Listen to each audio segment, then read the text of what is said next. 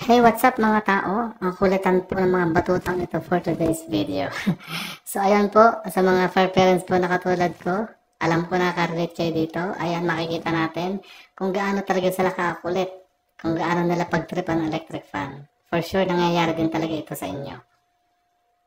So, ayan, makikita nyo, talagang enjoy na enjoy sila na umakyat sa ibabaw ng electric fan. Hanggang sa itumba nila yan.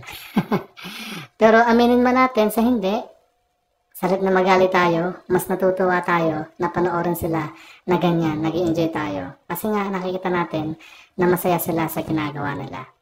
Kasi kasiyahan nila yan eh. Kumbaga isa yan sa paraan nila para magpakitang gila sa atin. At alam nila nakita ko sila. Kaya mas lalo nilang pinag-iigihan ang paglalaro dyan at pangungulit. Dahil alam nila na hindi ko sila pagagalitan at hahayaan ko lang sila. O, tingnan nyo itong isa na to. O, ayan, nahulog pa. So, ayan. Napakakulit talaga, pero napakasaya naman tingnan. At hayaan lang natin kasi dyan sila masaya. Mas mabuti na yung hyper silang ganyan kaysa naman sa mahina sila, hindi sila, wala silang ganang gumalaw or wala silang ganang kumilos. Ibig sabihin may sakit sila nun. So, anong pipiliin natin? Yung ganyang ka-hyper sila or may sakit sila? Siyempre, mas gustuhin natin na hyper sila para at least, di ba, masaya sila at wala silang nararamdaman. So, ayan. Pagbigyan natin ang kanilang trip. Trip nila yan eh. Wala tayong magagawa. So, ayan nga. Enjoy na enjoy si Ganda. Si Guwapa pala yan, nasa ibabaw. Tapos minsan tawag ko sa kanya, si Hilonga. Ganyan po talaga sila, no? Bakit gusto talaga nila sa ibabaw ng mga electric fan. Kumbaga, isa talaga sa paborito nila na paglaruan yung electric fan. O, ayan. Apaw, ang cute-cute naman ng baby ko na yan. Oh, ang cute-cute. Paano ka ba magagalit niyan pag ganyan ka-cute yung pusa na makikita mo? Nagkapakit pa sa'yo, o ayan. Diba? Paano po tayo magagalit niyan? Kumbaga, supportahan na lang natin sila, dyan sila masaya. Kasi, hindi naman ikakasira ng buhay natin. O ikasisira ng kinabukasan natin kung paglaruan nila yan. Okay lang yan.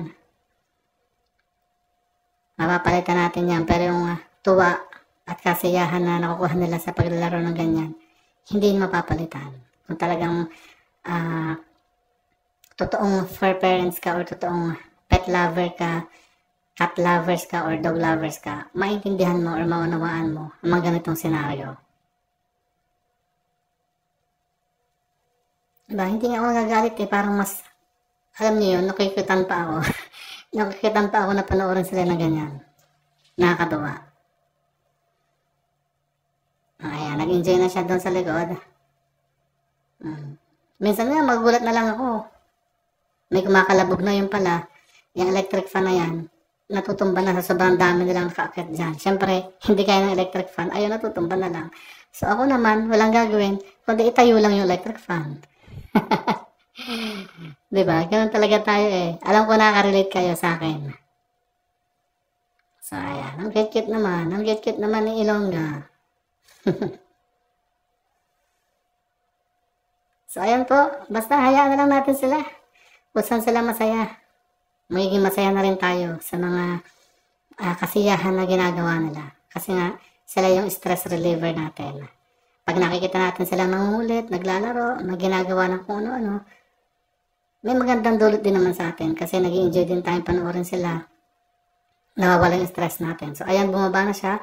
At ang binabalak naman yan ay yung buntot ng tita niya.